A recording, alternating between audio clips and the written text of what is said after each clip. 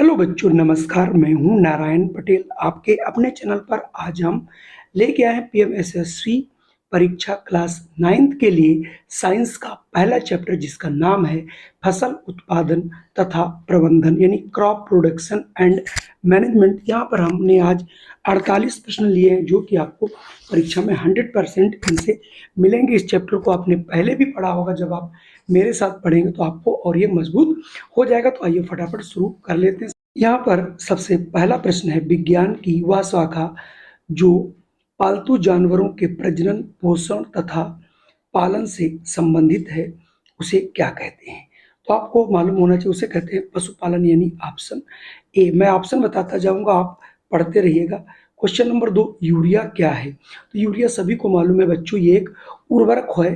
ठीक है, तो ये उर्वरक है, तो यहाँ से आप ऑप्शन ए को चूज कर लेंगे। अगला प्रश्न है, मृदा का किससे विचरण आवश्यक है? यानी किससे जो है विचरण का मतलब कटाव, सिंचाई, जुताई और समतलीकरण। तो यहाँ से हो जाएगा ऑप्शन ये डी, ये सभी हैं विचरण के लिए, तो यहाँ से ऑप्शन डी हो जाएगा। अगला है, कार्बनिक मूल्य जो पादप तथा जंतु वर्ज्यों से प्राप्त होते हैं, क्या कहलाते हैं? तो ये कहलाते हैं बच्चों कार्बनिक खाद, यानी ऑप्शन ए वाला आपका ऑप्शन यहाँ हो जाएगा। अगला प्रश्न है, एकांतर क्रम से अन्य फसल उगाना क्या कहलाता है? यानी एक को छोड़कर एक अगर हम फसल उगाते हैं तो इस क्रम को क्या कहते हैं? तो इसे कहते हैं फसल चक्रण। ठीक है, फसल चक्रण, यानी ऑप्शन बी वाला सही होगा। अगला प्रश्न है, निम्नलिखित में से कौन कार्बनिक पोषक नहीं है? तो यहाँ पर नहीं है पूछा जा रहा है, तो यहाँ पर अमोनियम फास्फेट, सुपर फास्फेट, ये तो सब रासायनिक है। चूंकि कार्बनिक पोषक ये नहीं है, तो यहाँ पर उपयुक्त में से सभी, कोई भी नहीं है। ठीक है, चलिए बढ़ते हैं अगले प्रश्न पर। अगला प्रश्न है, मछली की पूंछ, फिन तथा हड्डियों का प्रयोग किसके निर्माण में किया जाता है? उर्वरक, चिपकने वाले पदार्थ, या ए और बी दोनों, या फिर डी? तो यहाँ पर सी वाला ऑप्शन सही हो जाएगा कि जो मछली की पूंछ है, फिन है, हड्डियों का प्रयोग उर्वरक और चिपकने वाले पदार्थों में किया जाता है। तो यहाँ से ऑप्शन सी वाला सही होगा। अगर मैं अगला प्रश्न देखूं, मछली फार्म, यानी जो लोग मछली पालते हैं, इसको क्या कहते हैं कृषि विज्ञान की भाषा में? तो इसे क्या कहा जाता है आपको मालूम होना चाहिए। हेचरी, यानी ऑप्शन ए वाला हो जाएगा। मैं अगर अगले प्रश्न की बात करूं, शहद में पाया जाता है, तो शहद में कौन सी चीज पाई जाती है, वो आपको यहाँ पर लिखना है। देखिए, शर्कराएं भी शहद में होंगी, खनिज भी होंगे और एंजाइम भी होंगे, सभी होंगे। तो यहाँ से हम ऑप्शन डी को चूज कर लेंगे, तो 9 का यहाँ से डी वाला हो जाएगा। 10वां है, मधुमक्खी के बॉक्स कहलाते हैं, जो मधुमक्खी बॉक्स बनाती है उसको, या जिसमें पालते उसको क्या कहते हैं? तो उसको कहते हैं एपियरीज, यानी ऑप्शन बी। यहाँ से आप ऑप्शन बी को चूज कर लेंगे। अगला प्रश्न है, सभी जीवधारियों को भोजन की आवश्यकता होती है, जो प्रदान करता है? तो भोजन क्या प्रदान करता है? सभी को मालूम है, भोजन से अल्टीमेट ऊर्जा ही मिलती है। अगला है, मधुमक्खियों के क्रियाकलाप से एक सह उत्पादक प्राप्त होता है, मधुमक्खी से प्राप्त उपयोगी पदार्थ क्या कहलाता है? आप इसका सभी को आंसर 100% मालूम होगा। शहद तो मिलता, शहद के साथ साथ इसमें मधुमक्खी का मोम भी मिलता है। यहाँ पर ऑप्शन बी वाला सही होगा। छत्ते में मधुमक्खियों द्वारा निर्मित कक्ष क्या कहलाते हैं? तो ये जो कक्ष होते हैं वो नर्सरी कहलाते हैं। तो यहाँ से 13वें का नहीं, नर्सरी इसको कोष्ठक कहते हैं, सॉरी गलती हो रही थी, कोष्ठक कहते हैं। तो यहाँ से आप ऑप्शन सी वाला कर लेंगे। चलिए बढ़ते हैं अगले प्रश्न पर। बहुत अच्छा प्रश्न है, एक स्थल पर उगने वाले समान पौधे कहलाते हैं? तो ये तो बच्चों फसल कही जाती है, तो यहाँ से ऑप्शन ए वाला हो जाएगा। हरे पौधे किसके द्वारा अपने भोजन का संश्लेषण करते हैं? सभी को मालूम है, ये प्रकाश संश्लेषण की क्रिया से ही अपना भोजन का निर्माण करते हैं। अगला है, जीवधारी निम्न शरीर कार्य के लिए भोजन तथा ऊर्जा का उपयोग करते हैं? तो पाचन है, श्वसन है, उत्सर्जन, ये सभी के लिए यहाँ से उपयुक्त वाला हो जाएगा, उपयुक्त सभी। अगला है, जुताई को कहा जाता है, यानी जुताई को क्या कहा जाता है? इसको ड्रिलिंग कहा जाता है। तो यहाँ से ऑप्शन ए हो जाएगा। फसल से हमें क्या प्राप्त होता है?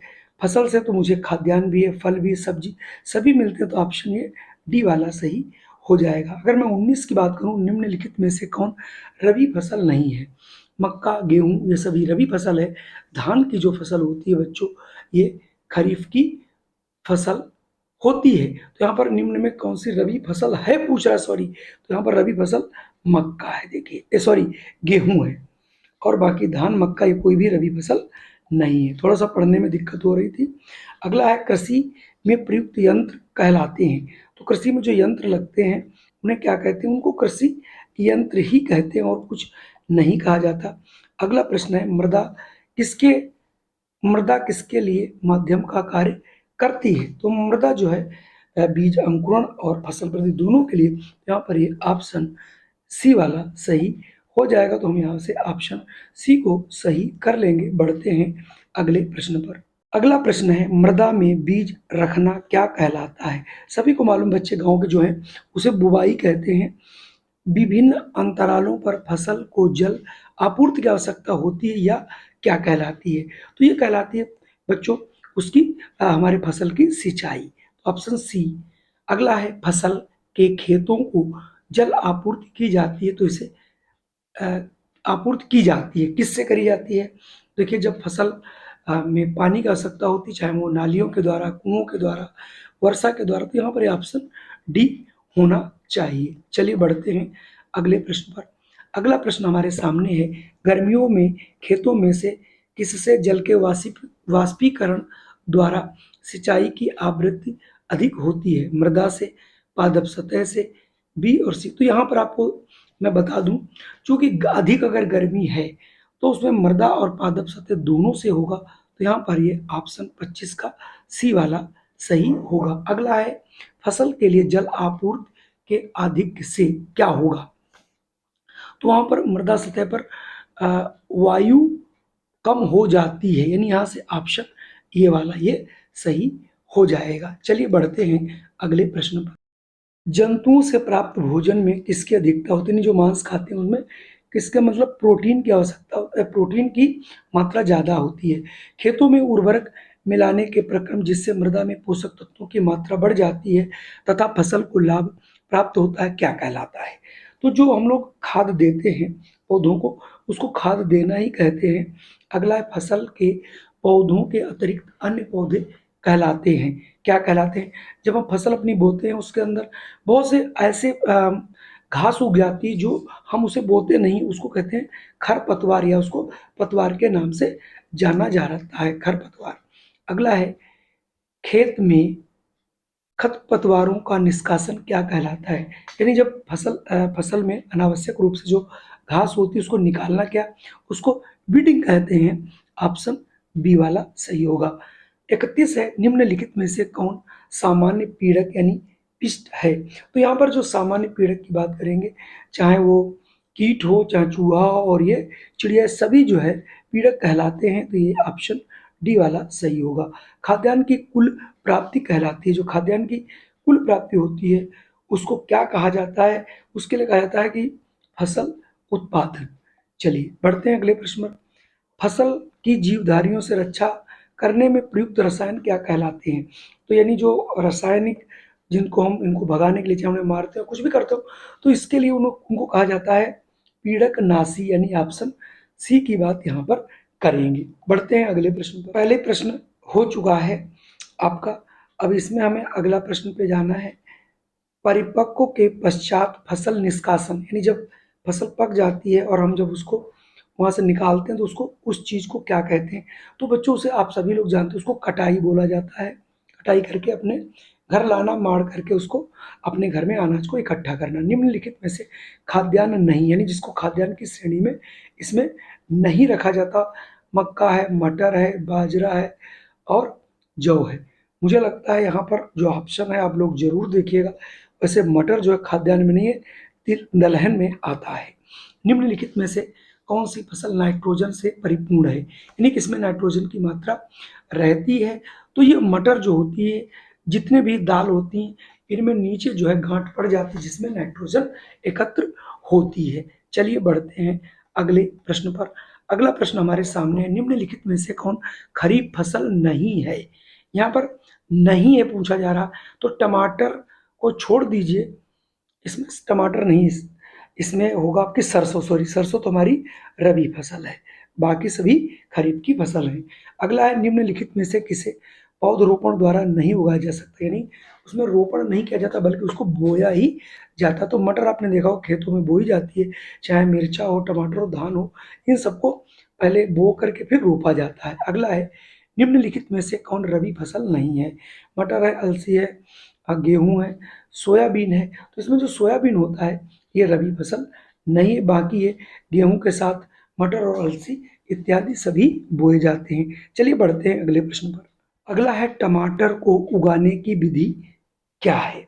इसको पौधरोपण किया जाता है, पहले ही ये प्रश्न आ भी चुका था। निम्नलिखित में से कौन रासायनिक उर्वरकों द्वारा मृदा को प्राप्त नहीं हो सकता? तो ये ह्यूमरस जो है ये प्राप्त नहीं हो सकता। अगला हमारे पास प्रश्न है 42, मटर के पौधों की जड़ों की ग्रंथियों में उपस्थित जीवाणु वायुमंडल से निम्नलिखित में से किसका स्थिरीकरण करते हैं? अभी मैंने बताया था कि नाइट्रोजन का अपने अंदर इकट्ठा करते हैं, तो यहाँ पर आप नाइट्रोजन लगा लेंगे ऑप्शन। अगला है, मुर्गी पालन से प्राप्त होता है, तो मुर्गी पालन अंडा और मांस दोनों ही मिलता है, तो यहाँ से ऑप्शन सी वाला हो जाएगा। अगला है, कटी फसल को पीट कर दानों को निकाल कर कहलाता है, यानी जब फसल काट करके उसके दाने निकाले जाते हैं तो इसको क्या कहलाता है? कटी हुई फसल से पीट के, या फिर आप उसको मशीनों से इस समय किया जाता है, उसको थ्रेसिंग बोलते हैं, यानी उसको अलग करना थ्रेसिंग कहलाता है। सरकारी एजेंसी जो किसान से अनाज खरीदने, सुरक्षित संग्रहण करें तथा वितरण के लिए उत्तरदायी हैं, यानी वो वितरित भी करती हैं, खरीदती भी हैं, तो वो कौन सी ऐसी संस्था है? वो FCI है, ठीक है। तो यहाँ से FCI आप लोग याद कर लेंगे। अगला हमारे पास प्रश्न है, मछली के तेल से में किसकी अधिकता होती है? तो जो मछली का तेल होता है बच्चों, उसमें देखिए विटामिन ए तो होती है और विटामिन डी की भी मात्रा पाई जाती है। तो इस हिसाब से अगर आप देखोगे तो यहाँ से ऑप्शन सी आपका बिल्कुल सही होगा। ये प्रश्न बहुत बार पूछा गया, इसे आप जरूर मोस्ट इंपॉर्टेंट की श्रेणी में रखिएगा। फसली पादप तथा वृक्षों की सिंचाई का सर्वश्रेष्ठ प्रक्रम क्या है? तो ये है आपका ड्रिप, ठीक है, ड्रिप प्रणाली। अगला प्रश्न है, असमतल खेतों की सिंचाई में निम्नलिखित किस विधि को आप वरीयता देंगे? जो खेत समतल नहीं है तो उसमें स्प्रिंकलर लगाया जाता है, जिसमें आपने देखा होगा एक पाइप होता है जिसमें बहुत ढेर सारे छेद होते हैं, जिससे फव्वारे टाइप की सिंचाई की जाती है। और ये जो है असमतल जो खेत होते हैं, चौरस नहीं होते, उनके लिए उपयोगी होता है। तो कुल मिला के आज के ये हमारे 48 प्रश्न थे जो साइंस से थे, पहला चैप्टर है। अगला चैप्टर में जल्द से जल्द लेकर के आ रहा हूँ। जय हिंद, वंदे मातरम। वीडियो को कर दीजिए लाइक, और चैनल पे पहली बार आए हो तो इसे कर लीजिए सब्सक्राइब।